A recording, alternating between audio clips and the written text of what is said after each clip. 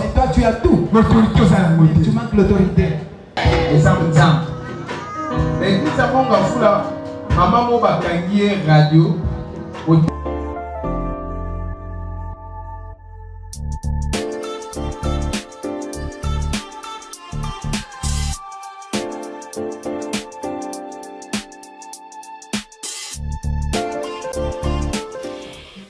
Plaisir de vous retrouver encore à travers cette grande émission et les Grabons sur votre chaîne que vous aimez beaucoup, Israël Mbambo officiel.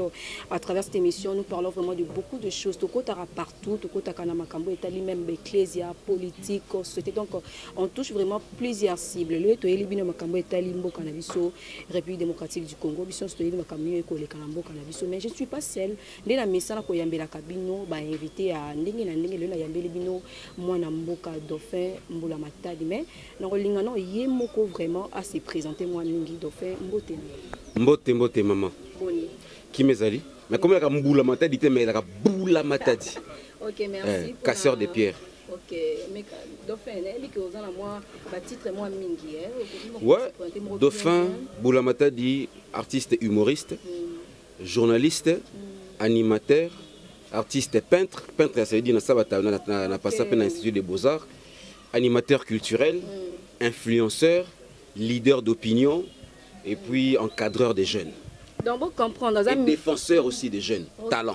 Donc, on est multi-service. Multi-talent, multi-nius, donc, OK, donc aujourd'hui nous sommes en train de parler sur la situation politique de l'ère en République démocratique du Congo. Le élection bureau et assemblée nationale et puis bureau et Sénat ils ont provisoire d'abord pour la Sénat. Moi réaction d'abord à propos de l'élection et réaction il y a beaucoup plus de monde bureau à Sika. Tango ba député Sika bakozala, tango bakoya to peso ndeni osalemana. Qu'on évite de voir ce qu'on appelle la routine. C'est-à-dire voir la même chose. C'est-à-dire bolongo li baninga pour continuer dans la même bêtise. Pour continuer dans la, à patauger dans la même stupidité. C'est ce qui ferait très mal. Qu'on sente vraiment un changement dans le vrai sens du mot. Bah, il y a vraiment une idée, il y a qu'à changer Mboka. Et je crois qu'il y a aucun malamu parce que le président de la République, d'abord, il a qui humilié puis il a qui un peu bloqué. Alors, à ce que je sache, à comme une majorité à Makamubele, tout ce qui est à respirer, à ça ce qu'on sala. Bayi bato pe ba linzinga nzinga au mokonzi ya Mboka. Bokambaye. Basungaye na tina ete biso banso tomonata. Sauf parce que tout le monde a un bonheur en Congo à 100%. À 3% bonheur, tout le monde avec espoir que Bana Biso a un pourcentage de Tikaliwan. Donc, comme tu as parlé aussi du président de la République, Nenge déjà côté Azuma et Lanwana, Azuma privilège, Mubatuba Fongolé, Penape, Tobapé, moi, beaucoup. Mais le président a remplacé au Babinga Kabongo, prenez si vous êtes déjà informé sur ça, a remplacé au Bongo président, Azaki président de l'Union africaine, Cyril Ramaphosa. Moi, réaction à propos de remplacement. Réaction à Liboso. Félicitations. On a bien accueilli le patron numéro 1 de la République démocratique du Congo. On a bien accueilli le chef. On a bien accueilli le président.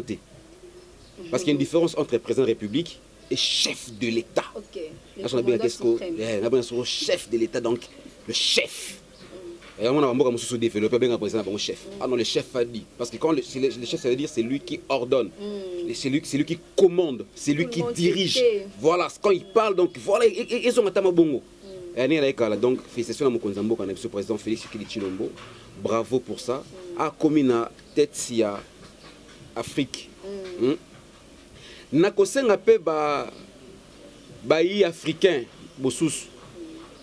mokonzi wa biso akomi mokonzi ya Union africaine ozo ko sangisa, ça veut dire lingomba oyo ko sangisa ba pays ya Afrique mobimba ba pete mokonzi ya biso wana yepe na mboka na ye mo ba kokoso pe ba nungu pe ezali ba pe loko wana, ça veut dire ba tia pression pété biso pe ba yaye toute cette pression mais to accompagner ba vision na ye pour mboka ke liboso, parce que nenga za président Union africaine wana, ça veut dire qu'il y a aux avantage pe msusu et belé pona kotonga pe mboka na ye moko. Donc bien dit, vraiment bien dit avec Dauphin Boulamata dinga na zongi selo comme en tout cas babi.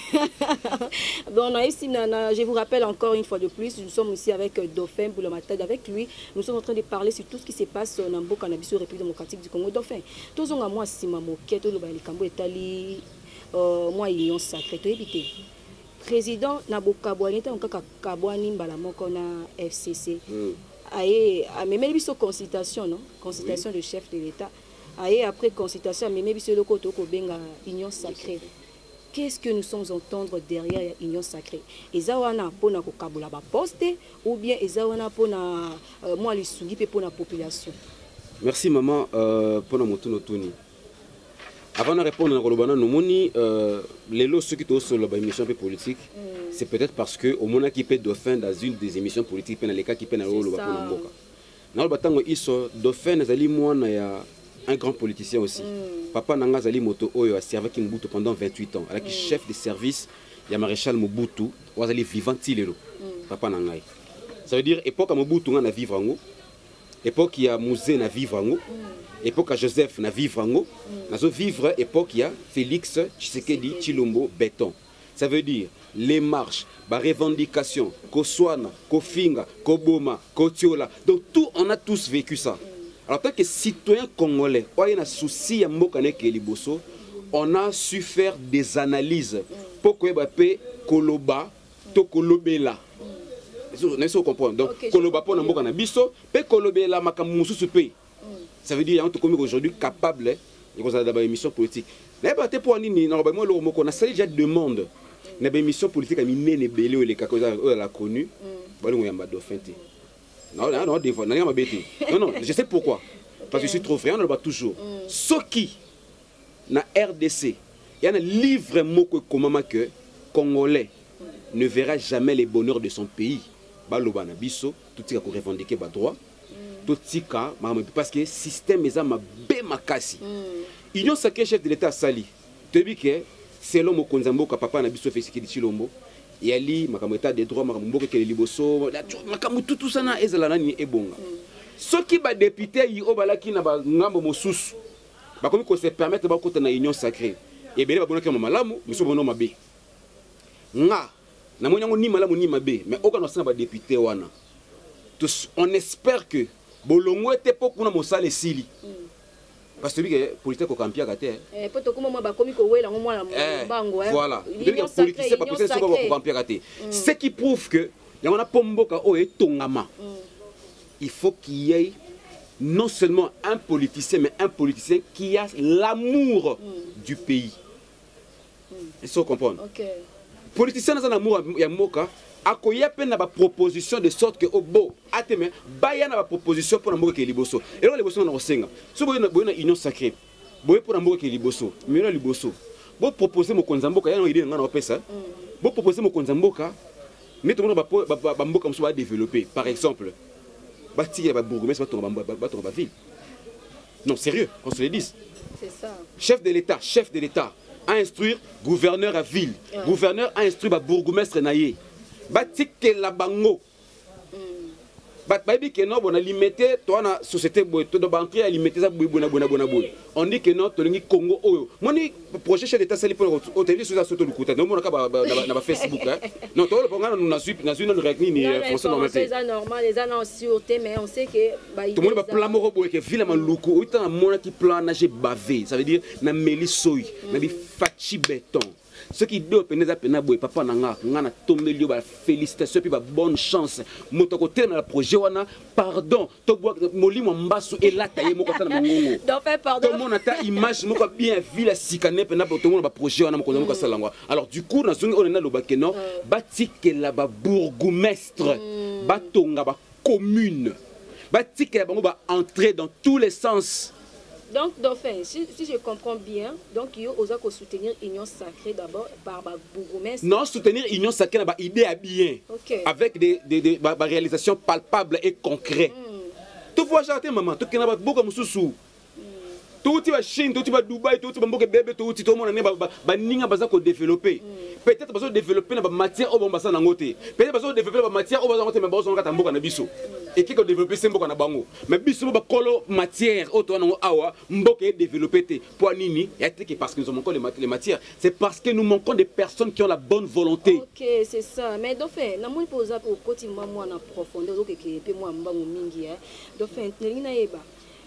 Les loyo tant Union Sacrée faut moi maki tant be créer maki plutôt ton président pesi ndini sacré Union Sacrée salama motonyo so ya kota. Mais lo mona mboka Martin Union Sacrée ezakaka moko ba process ya FCC. Mais to komi komona pe bango moko ba tu pe ala muka lelo yo ba koti pe na kati ya Union Sacrée. Oyebi mokolo suka bas ba ekoli ba tuna ki masia. Tu vois que mon collègue tout le monde va vrai prophète, va faux prophète. Ils se le bindi, bon, beaucoup. N'engeni ni tout koeba, o azali prophète malamu, ali prophète mabé. Yesu zo saki ba ekoli na yete, on reconnaît un arbre par ses fruits. Na ko tananga tena ke ko contredire ou na le ba par rapport ya propos ya papa nanga Martin, c'est mon papa. Quand je dis papa, ça veut dire c'est un Congolais, azo défendre ba droit ya mboka. Donc papa Martin faut encore taper na kata profondeur et le konaté moi je suis capable pas les politiciens dans la ligne parce que de fait des fois dans un animateur c'est tout un animateur mais quand on a fait un house que qu'on anime fait un mariage j'anime là-bas il y a bon comme ça après Martin Fayulu non non mais non arrêtons ça c'est quoi et là on le bagaboué on a posé comment qu'il est libre on a posé comment qu'il est libre admettez que tout ça bah ils ont un pouvoir dans la opposition idée non Martin comment qu'il est libre on a pédé là comment qu'il est libre là n'a bien hein. Yosko on a pouvoir, Yosko on a pouvoir. Tant que yo phrase dans les que Congo qui est liboso. Selon moi, il y a une analyse dans là. Bon, yo pe phrase dans Congo qui est liboso, on a pe phrase dans Congo qui est liboso. Bon, comme yo on a pouvoir na sanini, toi accompagner vision na yo. Et que les liboso pour Congo qui est liboso. Laissez-moi comprendre. C'est ce qu'on doit faire. Pour yo parole na yo Congo et bonga et que liboso état de droit bon. Toujours pas accompagner parce que quand tu dis ça, ça veut dire qu'on se sent qu'on a souci à Congolais. Tout accompagner au lieu de faire des émissions contradictoires pour se faire de l'argent. Bêtement, aussi longtemps qu'il y a des coins et recoins à Kinshasa, à Congo, où les gens sont en train de souffrir. Bon, comment non parce que tu es contre. Bon, peut-être sur la bino, c'est pas conférence, conférence c'est ni budget bima. Mais tandis que tu as les autres bêtes,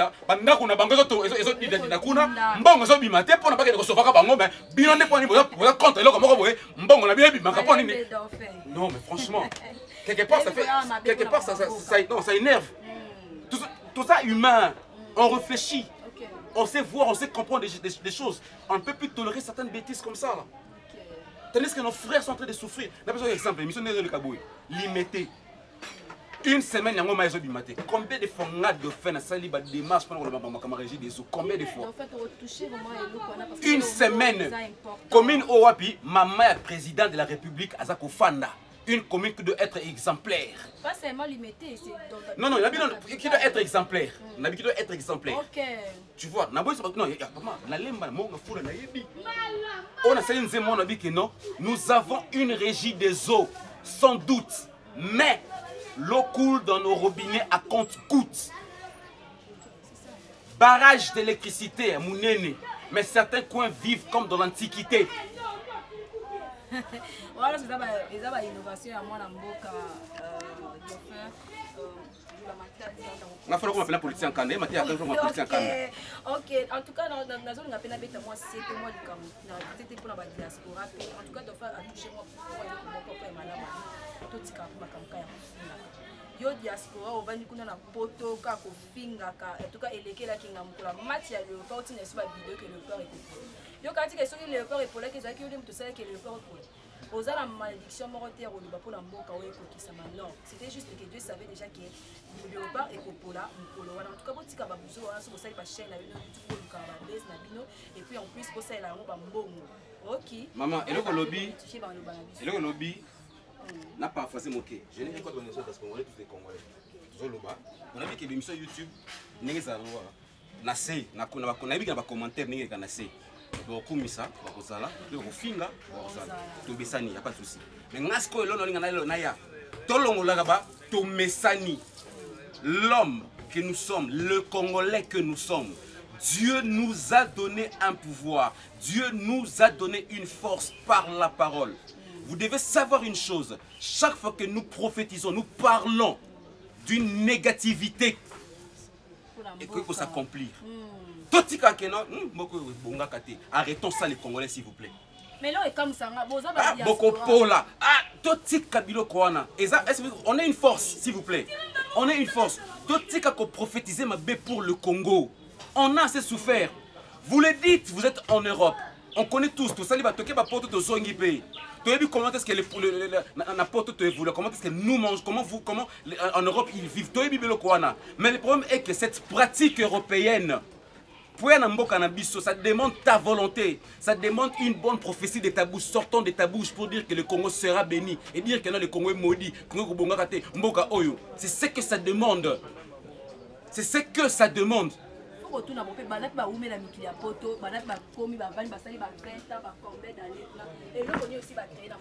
Pourquoi est-ce que non, deux questions la source.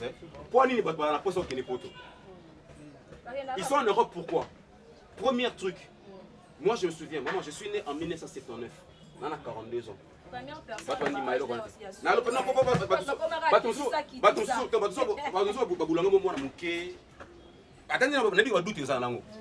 Quand on a dit qu'il y a une époque à Mobutu. Elombe cessé Tokolanda. Elombe cessé Tokolanda. On a évité. Parce que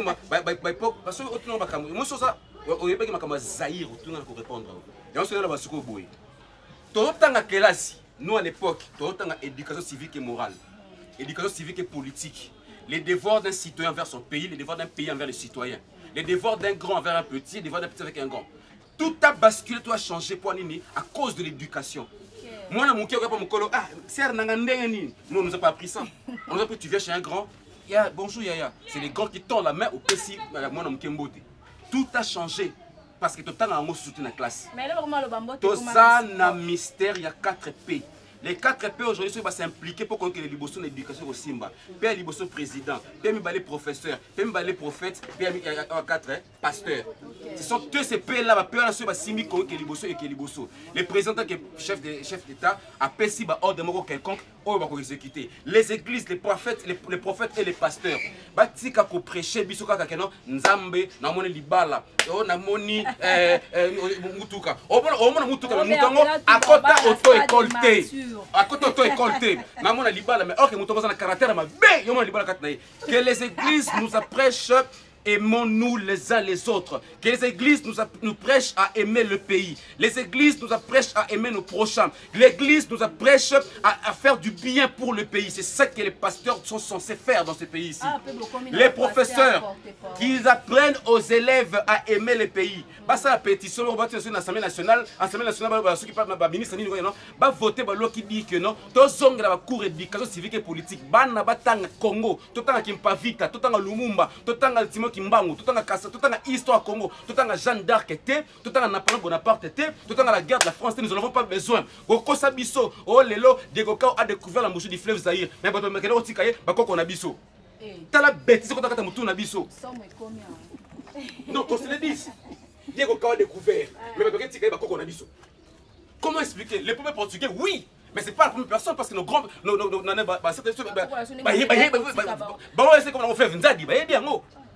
première fois que je. Sais-tu que le plus grand puissant pharaon, c'était Mukongo? Oh, mais allez dans l'histoire pour maintenant dans l'émission. Tout en Cameroun. Qui ne connaît pas ça? Les Blancs connaissent cette histoire. Les Blancs connaissent cette histoire. Le premier grand pharaon puissant, c'est un noir. Quand on a Google, tout en Cameroun. On a l'histoire à la Niwana. parce que par faute de ne pas étudier l'histoire approfondie pour comprendre la RDC, qui peut être le berceau vraiment peut-être. Il y a Afrique. Voilà, on est ignorant. On déteste ce pays. On préfère aller vivre en Europe pour envier les autres. Aussi longtemps que la RDC c'est un paradis sur terre.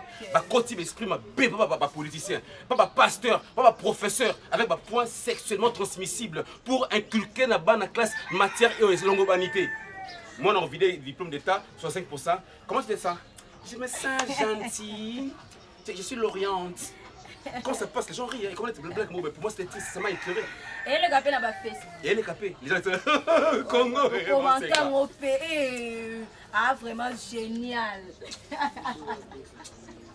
Ok, en tout cas, au niveau des dauphins, vraiment, on a souci à vous. Pour comprendre, na souci vraiment ya mboka et que les liboso aza vraiment na souci ya mboka et ba quand même pour changer tout si canon ba système wana que ba peuple congolais baza ko souffrir bino kuna ngala ko beta cet esprit na bino ba diaspora na mona ngaya entreprise mo yo tongi ate o lo ba kemba na mboka ba survivre pe na yango na mona ngote en tout cas yo limbisa yo diaspora na osala ba nini na YouTube kuna ozo ba vie na yo ba futa ba mboko pour fuko finga RDC mboka na biso ya kitoko. Les dauphins, c'est un paradis, c'est vraiment un paradis pour nous. Bon, on doit faire tout taper moi du Cabo et ça moi face. Le Cabo vraiment la société, tout touché le Cabo est la société. Oui, les lycées, ma maman a dit ça depuis le mois de janvier. N'a aussi lycée 2020, donc aussi 2021, ma maman n'a pas papa baléli. Bon. Maman tu veux pas coller les. Pour moi il n'a pas na moi ya maman a te kaka na zandu na lia na zandu na koli na zandu na tanga na mbonga zandu. En tout cas, limisanga vraiment na côté yo. Na loba boy. Nga mabiti. Nga pena na mwana maman oya tika na pavé 5 na zanza tika na papa na zanza. Quand je dis que j'ai vécu l'époque le petit lelo na ye. Zando akala na zando lelo c'est quelque chose de différent. OK. Toi c'est la vérité. Le mal c'est quoi? Na bien na malamu, hein? Yo kanga bien. Na ndenge to bayina na ndenge ya bien.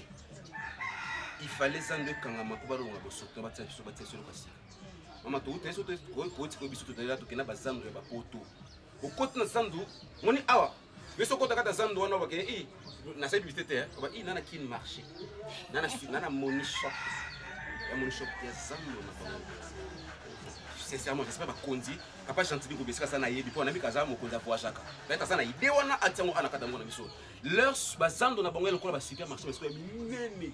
Ils sont propres et kitoko donc c'est bien. J'ose croire que Bakangi Zando pour écoma na niveau moko y a bien. Parce que ma maman, est-ce que nga OK continue na kota Zando kala depuis na koma koleka na télévision na kota Zando kota Zando te. Biso kota na biso ke ba parler. Justement. Toi la poste pendant na toka na ba poto na kota ba marché ba ngoto na ba Chine kota ba marché ba ngo à l'aise. Na kota te bo soto. Et comment qu'il a bouté, comment qu'il a engolé ce bolimi, sangai, nani, venir à chèque, bani, repon. Il fallait kangama. Mais, ma beza nini, mboka na bisto, tozwa kaba, décision sans prévention. C'est ça. Tu vois, na sens nini, te dis que ça ne fait kangama. Ok, attends, boloki esi kamoko boy. Botongi marché moko provisoire quelque part. Le tongi marché provisoire qui est te délocaliser Zandu et commis place. Pour ça l'étude autant de il y a provisoire. Non, pas cet exemple. Bon, on dit et c'est mon opinion. Opinion, ça n'engage que moi. Mon côté ça des martyrs, côté bâti manzanza, net sur bâti baton suni na éviter. Non, est-ce que biso dans la personne bref. À ta place on a pas. Botongi on dit mon gars, on va baisser mais propre caca. Tiens, on peut la place on toi gars.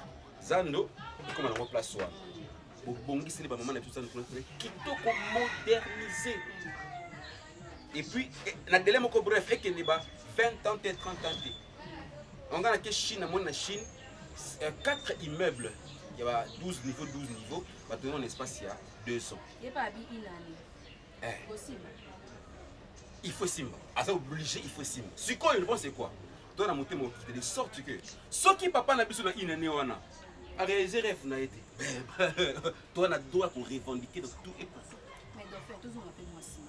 Est-ce que c'était le moment vraiment ya kozwa décision ya ndenge parce que touti na makambo etali ba toza makambo za ba parlement toucher monde mobimba et aussi crise économique tatora ka kolela touti na soki na 5 mois ya confinement et lelo to est sous un décan na yebisanga chômage de la population de ya ça vite na habité ceux qui déjà va passer en classe ngoro ceux qui va passer qui vont quelque part mais marché on est possible déjà na cabine da soki na itaga je crois et possible des basala ki ngo avant on ba kanga marché central bon monika neto kanga motema kona ba covid kanga motema ko sasa ndamwa mama ina netala ina ne yano ya mutumenya ina dala nzala chuma non vous faites non d'ailleurs la chose de limiter c'est une semaine donc il a au moins ils ont du matin c'est ça c'est les gens dans ce côté au niveau mais parce qu'on a ce constat na fana tinga mona pali na so ngana bidon ke dabona kitu kana no mai na o kemba na nzela ba no biso na artiste ndeni toli ati ba mona no souffrance wana ngote ke oluka no mai na limité mai kangami une semaine ba mona no eloko wana te osuku tia osu problème bi tawo sa na mbongo te ya mukieka koza nango ya nazana eloko te te kako des fois ça biso mutu passe. Okay. Donc, tout souffrir, tout bon anga, on a bêti, tout mécano comme oui, tout bien la passe, tout mécano souffrir. Sauf quand tu as condamné, sur bail baka, soit, bah prévenir, bah prévention, bah mesure préventive, bien avant, beaucoup sur la décision. C'est là vraiment bien. En tout cas, moi c'était le Kabotali, maman, je suis vraiment dans raison parce que capital mobile, désolé. Pour moi, vraiment dans la situation, ils sont dans la mouki na tongo, le pona ils sont mal, il a quel dans sini, bah kabenga mai bon meilleur kabila, kapona soupe. Na soupe na bilan 2 litres. Donc capital mobimba ezo éviter régime des eaux ça na ngo ezamika to ka ba détournement au ministre va détourner 1 million oh régime des eaux na nyongo. Tu vois na nyonga, mama na bien émission na boy. Monika biso artiste. Artiste. Ceux qui on avait un ministre de culture et art compétent. Toi na mbokati, régime des eaux ya mona no elle est là. On a yebi que nyongo moko boye. Parce que il y a tout le directeur régime des eaux qui décharge Albert non. Il y a un bon nyongo ça ceux qui continuent pour que futamité régime des eaux en difficulté ya ko fournir biso mai. Député futama combien? Toyebi. Non toyebi. Non non tout le toyebi. Non soit excusez-moi le terme papa non va député pour limisa pas tout ça va compter au non soit disons députés qui sont censés défendre les intérêts de la population on va voter qui bango. Ne peuvent-ils pas dire, ceux qui députés ont 3 000 $ exemple, motion, bon, mais honorable monsieur le président, honorable pour la régie des eaux, pour la population, on souhaite les camarades députés, pourtant, il faut que nous moi, nous aurons 3 000 $, mais nous avons 1000 députés pour les électeurs, il faut que nous régie des eaux pour maïsa nini et zonga. Ils ne peuvent pas faire ça. Merci. Qui montre que d'abord qu'il y a une sacrée pour les intérêts personnels. Si c'est pour l'intérêt pour la population, un député peut marcher pour la voilà, tu sais ça. Un député vraiment. Mais bien sûr, c'est vite dans le salon. Oui, beaucoup de mailles écoulées chaque jour pour rien pour l'esthétique. Mais il y a des coins où les gens souffrent qui n'ont pas de l'eau. Ok. Les députés peuvent se réveiller un matin aujourd'hui qui notent la population va se là. Boya, on a de faire son organiser une marche. Il y a ce qu'on dit président Fachi. Le fou nous va dire que c'est président Fachi Makam. Va travailler. Vous comprenez? On a organiser une marche. Tout le monde tout. Oh, tout le monde suit kakaye. Oh, tout le monde peino kakaye. Na ba katini, na ba mai, ba bidon, na ba kopo. Nzela mbring tina direction générale de la régie des eaux qui nous disent ce qui se passe. Ils peuvent peut-être dire que notre tu peux communiquer au Katamai. Certes, mais tu peux communiquer. Tu as la cabine sur RTNC. Tu communiques avec la RTNC. Et les députés ne peuvent-ils pas voter des lois et le non? Chaque communiqué officiel est obligé. Et le dans toutes les chaînes de télévision. Pour montrer tout à sa saisie quand on donne une information. En tout cas, tout ça vraiment derrière l'idée n'a pas de soutenir. Jour et marche, en tout cas, la chaîne Israël, le MBAM officiel, les a toujours derrière vous pour nous soutenir. Toi, marcher, il faut te marcher parce que toi, c'est trop. Toi, marcher, une. Papa, 10 000 ans, bon, c'est net, tu vas attaquer un homme sim. Tu vas attaquer un homme sim. Tu vas attaquer un turbine, tu vas attaquer entre guillemets. fana na molili mema ite kure ko kene mulunge uzuma fovuru soko na kona mali le koti olai no à l'aise comprendre mais kure ko za lo soko li to ko na mbeto ko toka mais de comment c'est ba binti ko robota to sala mo marche mo to sangani biso yana to teke no to fingi ba de do ka teke no ba pimi le poste marcher mon chef ba to ko fara nzela non marcher pour la cause de la population est en train de souffrir. Un député, tu te devais bon, un député national. Lobby marche, de type de ceux qui va calipo, ceux qui va apocalypse, ceux qui capo, ceux qui va calipo, ceux qui va banderole. D'autant que non, régie des eaux, nous en avons marre, on veut de l'eau dans nos robinets. D'autant que pacifique. Na limite que kasu papa kasu ngoya tine basoda bakanga ba na limite. Oye pana bandoni ba holena. Ndika ministre moko no di général latina ngaribi kona ete. Mukamati. Tuko ete kona basoidi. Mutu kulash bele bele kutu mukamati mupimpa mupimbieu. Na limite ba otina ke bakanga biso. Totambola pour une cause juste, l'eau ne coule pas. Quand on commence à les biches peuvent venir bon, ba kinoa, maïs du matin pona, boyer. Ah, te voyez pas. À ce moment-là, ceux qui ont 5 ans pour passer biso moko, d'inviter tout on peut aider le plat. Dauphin, vous comprenez, Dauphin, vous associé à mon papa, vous comprenez l'émotion, vous supportez, donc vous avez l'émotion, la carte métier, la méthode pour nous saler la parce que la population est connue du jour au jour. C'est pas aussi bien tous les la mais Dauphin, tous au moins question, il y a sous quand ils avaient une vision là, parce que même pour le début, moi, on a tant de chaînes, pour les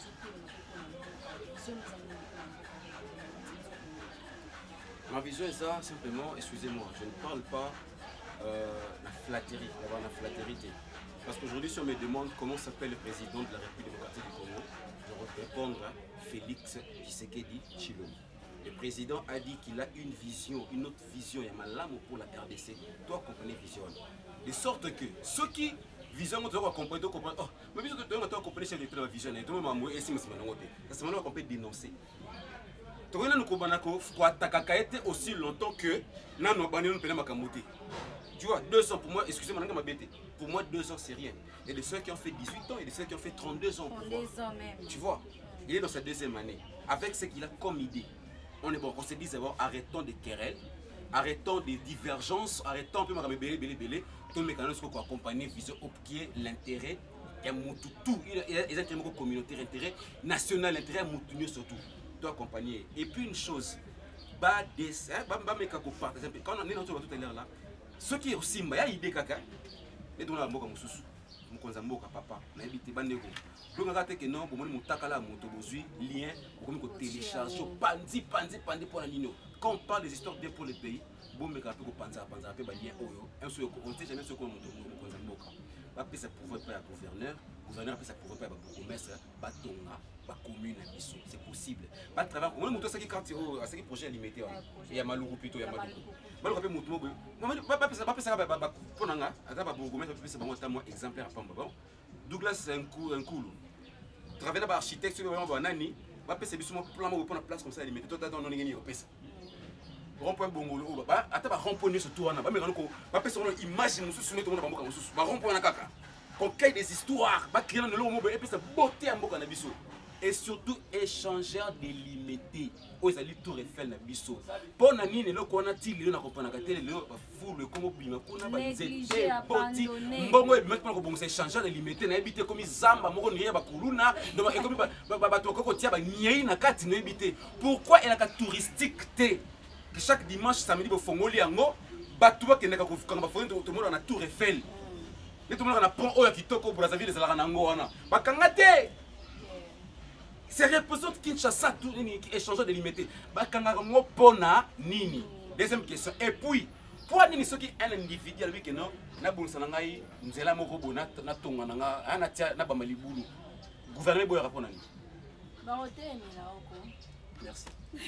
En tout cas, nous sommes arrivés pratiquement à la fin de cette émission. Donc, s'il y a un message, il y a Souka ou bien soit un numéro que vous avez besoin, peut-être il y a Solana, il y a Coloration, il y a l'âge, tu peux donner. Nazana bandeko ba idée to partageons ba mission, c'est surtout ba journaliste ba mission. Ni tout ça là. On a quand même vu tout passer ba monde d'école au début quand même pour tout lo. Si on a mabe Zambé ali misanga pe bandeko on a touché na nga mabe bolimbisanga. Elle a toujours bon. Mais on continue de faire beaucoup plus. On va faire des mariages, des manifestations, des anniversaires. On va animer un organe de l'habitude d'animateur. Parce que je connais comme un animateur qui anime même dans stick Sabine. Sens de l'humour est en 0900 214 214. Donc plus de 143. Code de Mouchine. 900 900 214 214. Vous avez fait à tout moment. Et puis, jeune talent, je continue toujours mon devoir pour aider les jeunes talents, pour promouvoir Bino, parce que, commençons par ça. On est là où est la jeunesse parce que c'est nous qui sommes l'espoir de demain. Bouya, de fin, j'ai un studio, le studio Katia Zali, pour nous aider les jeunes talents, on a produire, mais on orienter les jeunes, pour manager, orienter les jeunes. Voilà, comme moi, mon manager, moi je ne suis pas un producteur parce que là, on a noté. Je vais Simba ngate, Mathieu Kabila, Kabila Mutuka, Mutakabila Mutu, on a vu un boss Ibra. Mutakabila Mutuka, Bali Bousson, on a vu un boss Ibra, Mutakabila Mutuka. Attaque au tonneau qui n'est pas vu que tonneau Kendi. Tonneau, c'est ma coquille au Sénégal que non, on a posé ma coquille pour pouvoir aider les autres à monter ma haute langue. Mais là, je pense que ceux qui vont être bonne volonté de faire plutôt soutenir ou continuer vision pour aider les jeunes. En tout cas, le numéro il y a 0900 214 214. On est très ouvert pour un souci à moi de ceux qui. En tout cas, vous soutenir Dauphin Mingi, tellement qu'il a parlé aussi des jeunes. En tout cas, on a oublié de soutenir. Na bunda qui pour les jeunes, pardon. Na bunda pour les jeunes. Moi, d'abord, je n'ai qu'à sur PC ordre. On va quand même Kuruna. On va qu'il y ait des travaux, est-ce qu'il y a des travaux nationaux, na kanya makasi. Mais quand on va bunda, alors qu'on peut quand on va cesser. Donc c'est pour rire. Oh, soldat qui a la rassure générale PC ordre. Soldat suit, a aussi ordre. Donc quand on a des jeunes, on a un lox, on a un tatouage. Et puis du coup, on a beaucoup plus touché que les jeunes talents, les jeunes artistes. Na bunda combat na papa kasuma. Général est baqué le point. Quand on soit bien général, papa général, dans la comme ça, c'est vrai. J'espère que général interpellera les policiers, comment le colonel ça calme. Tamona lox na yo, tamona tatouage na yo, tu es très à l'aise parce que tatouage est synonyme de la kulunate, ni lox. J'espère que les policiers sont assez éduqués et puis assez formés pour pas que nous indici à kuluna ça boza. Il y a des gens na lox na boy, oza kuluna. Il y a un phénomène jana, mataloka mukuse mukebe ou jana eh. Donc et le qu'on a ici là qui jeune talent, j'espère que la réconciliation vers Dauphin n'a pas la chose générale quand sorti de Sylvain, nous on a passé mon décès donc j'ai besoin très à l'aise. OK, merci beaucoup. Donc en tout cas, merci vraiment biso pe to soutenir ba jeune au besoin ba initiative ya madame en tout cas babi groupe Oyo amour sans limite baza vraiment la initiative ba ko sala moko le 13 mars pour na ko soutenir ba fene li kaka le culture de famille. Donc aza wana pour na ba jeune bango ke baza pour na mikili ya koto na lobeli ka ba diaspora mais or que ça na ba jeune sur la diaspora ba raisonner malamu ba raisonner pour ça initiative Oyo. En tout cas merci na bino nyonso artiste Kinsala depuis Chypre, merci na Afi Djogo Foué Liliane parce que merveille Lilias parce que moi c'est qui n'a réunion et puis alors pour nous soutenir jeunesse et que nous Stéphane Ngoma. En tout cas tout comme merci vraiment. Merci beaucoup et puis nous souligner toujours fêter 63 ans commune limitée. On va que moi na limité 63 ans commune limitée na parrainage ya papa na biso de bourgmestre Douglas Nkoulungi, on appelle ça merci à la diaspora, on a Mikili, ancien ban limité. Pour soutenir vraiment l'événement parce que 63 ans limité, ça doit se fêter. 63 ans limité, ça doit se fêter.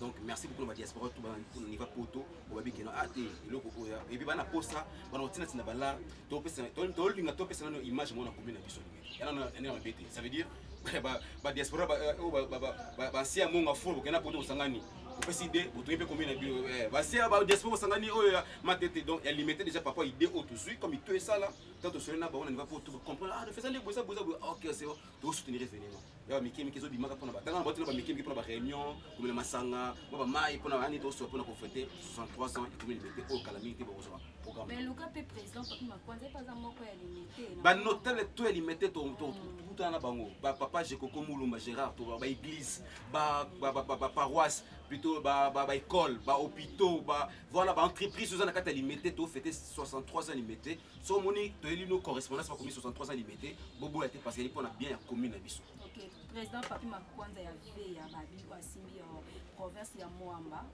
bana ya limité ba ko gagner 63 ans limité donc ils a pour na Moamba bobolo bien pour na Moamba bobolo bien en tout cas non Moamba te pour limité combien limité moi c'est limité ma télé donc biso toi non limité pas limité so ça dit linéaire moi en bas ça veut dire les entités na OP donc ça a droit à soutenir ma casse en tout cas merci à vous de le faire parce qu'il répond quand même les questions. C'est à moi de vous remercier. Non, pas du tout, on est là pour parler, il n'y a pas de souci, on est là pour parler pour le pays, pour la culture, pour nos motos. C'est un pays, mais on va pour la culture, pour la musique, la comédie, Okay. Merci beaucoup, merci à Fabrice Ezola qui était derrière la caméra, merci à notre boss Israël Mbambo officiel. Fatime pour comprendre. Miko non fait beaucoup de fort. Tiens, ben ça n'a pas Quant à moi, Berthelin Touma, je vous quitte, mais on s'est réussi que le cadeau c'est ça plateau passe. Aïe, comédie. Merci vraiment. Nabino Nyon Sobolandi Bisso, on se retrouve prochainement, même numéro, même chaîne. Mais les c'est l'émission où imiter t'es bien, politique qui top.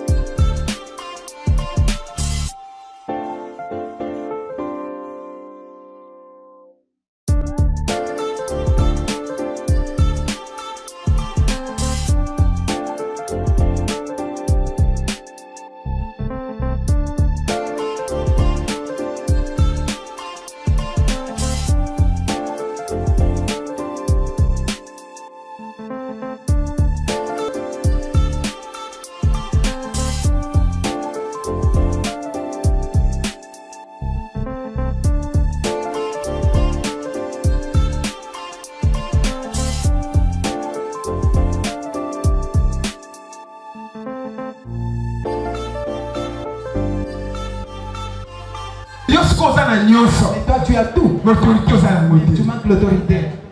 Et ça me tient. Et qui ça mon gars fou là, maman m'a bakangié radio.